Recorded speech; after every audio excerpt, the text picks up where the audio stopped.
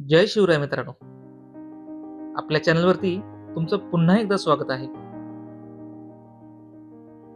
अथांग समुद्र, उसळणाऱ्या लाटा आणि चहूबाजूला पसरलेला काळोख, अशा परिस्थितीत भरकटलेल्या जहाजांना एकच आशेचं किरण दाखवतो आणि ती म्हणजे लाईट हाऊस अर्थात दीपगृह.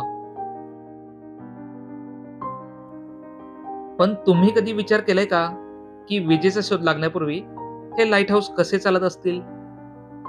कित्येक किलोमीटर दूरपर्यंत याचा प्रकाश कसा पोहोचतो? आजच्या सॅटेलाइट आणि जीपीएसच्या युगातही याची गरज का आहे? अशा अनेक प्रश्नांची उत्तरे आणि लाईट हाऊस नक्की चालते कसे, हे अगदी जवळून आपण या व्हिडिओमध्ये पाहणार आहोत.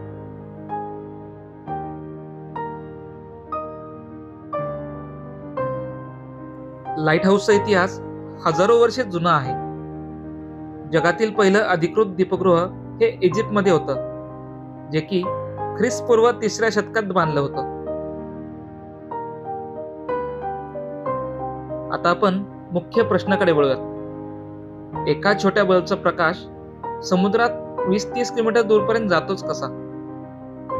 याचं गुपित दडलंय एका खास लेन्समध्ये, जिला म्हणतात फ्रेनेल लेन्स.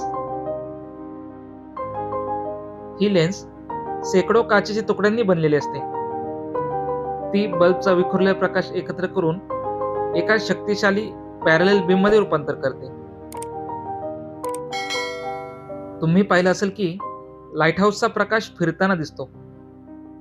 प्रत्यक्षामध्ये लेन्स एका मर्क्युरी बाथमध्ये किंवा मोटरवर फिरत असते, ज्यामुळे लांबून पाहणाऱ्याला तो प्रकाश फ्लॅश झाल्यासारखा दिसतो. आता तुम्ही म्हणाल की आज तर प्रत्येकाकडे जीपीएस आणि रडार आहे, मग या जुन्या टॉवरची गरजच काय? मित्रांनो, तंत्रज्ञान कितीही प्रगत झाले तरी निसर्गापुढे ते कधी कधी हतबल ठरते. समजा जर जहाजाची इलेक्ट्रॉनिक सिस्टीम फेल झाली तर लाईट हाऊस हा एकमेव मार्गदर्शक उरतो. तसेच रडारवर दिसणारी गोष्ट प्रत्यक्ष डोळ्यांनी पाहण्यासाठी लाईट हाऊसची मदत होते. त्यामुळे त्याला बॅकअप ऑफ द सी असंही म्हटलं जातं. लाईट हाऊस हे प्राचीन काळापासून समुद्रात जहाजांच्या सुरक्षेसाठी अत्यंत महत्त्वाचे मानले जातात. लाईट हाऊसचा सर्वात मोठा फायदा म्हणजे तो जहाजांना धोकादायक खडकांपासून किंवा उथळ पाण्यापासून सावध करतात.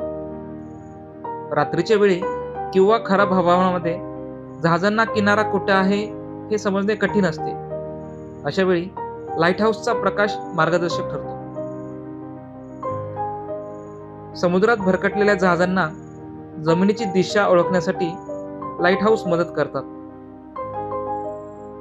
ठराविक अंतरावर असलेल्या लाईट हाऊसचा प्रकाश पाहून जहाज कोणत्या दिशेला आहे याचा अंदाज कॅप्टनला येतो. मोठ्या बंदरांच्या प्रवेशद्वारावरती लाईट हाऊस असतात. हे जहाजांना बंदराचा मार्ग अचूकपणे शोधण्यास आणि सुरक्षितपणे प्रवेश करण्यास मदत करतात. ज्या ठिकाणी समुद्र किनारा खडकाळ किंवा जिथे जहाजे आदळण्याची भीती आहे, अशा ठिकाणी लाईट हाऊस एक धोक्याची खूण म्हणून काम करतात. आधुनिक काळात लाईट हाऊस हे केवळ नेव्हिगेशनसाठी नाहीत, तर सुंदर पर्यटन स्थळे म्हणूनही ओळखले जातात. जुन्या काळातील स्थापत्यशैली आणि समुद्र किनाऱ्यांचे विहंगम दृश्य पाहण्यासाठी पर्यटक येथे मोठ्या संख्येने भेट देत असतात. अनेक जुनी लाईट हाऊस हे त्या काळातील इंजिनिअरिंगचे उत्तम नमुना आहेत. ते आपल्याला इतिहासाची आणि त्या काळातील समुद्री व्यापाराची ओळख करून देतात. तसेच अनेक महत्त्वाच्या लाईट हाऊसवरती हवामान मोजण्याची उपकरणे असतात, जी बदलत्या हवामानाची माहिती जहाजांना आणि किनाऱ्यावरील अधिकाऱ्यांना देण्यास मदत करतात.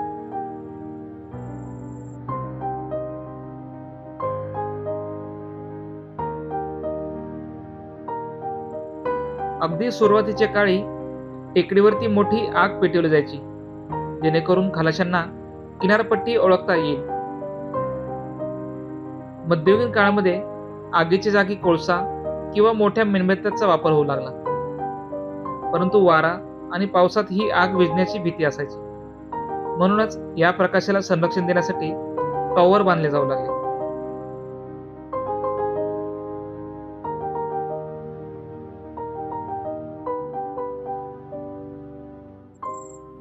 भारताला 7,500 किलोमीटरहून अधिक लांब किनारपट्टी लाभलेली आहे. तसेच महाराष्ट्राला देखील 700 किलोमीटरच्या वरती किनारपट्टी लाभलेली आहे. त्यामुळे या किनारपट्टीवरती जागोजागी दीपगृह उभारण्यात आलेले आहेत.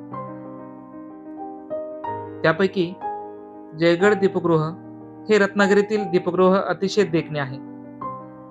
तसेच खांदेरी उंदेरी मुंबईजवळील हे दीपगृह हे आजही जहाजांना रस्ता दाखवतात.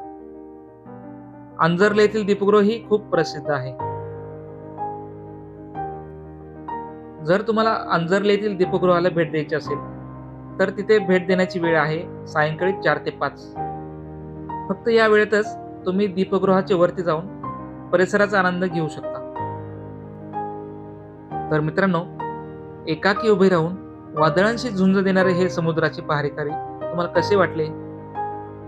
तुम्हाला कधी एखाद्या लाईट हाऊसवर जायला आवडेल का? हे कमेंट सेक्शन मध्ये नक्की सांगा. जर तुम्हाला ही माहिती आवडली असेल तर व्हिडिओला लाईक करा, आपल्या मित्रांसोबत शेअर देखील करा आणि अशाच नवीन व्हिडिओ पाहण्यासाठी आपल्या चॅनलला सबस्क्राईब करा. थँक्यू.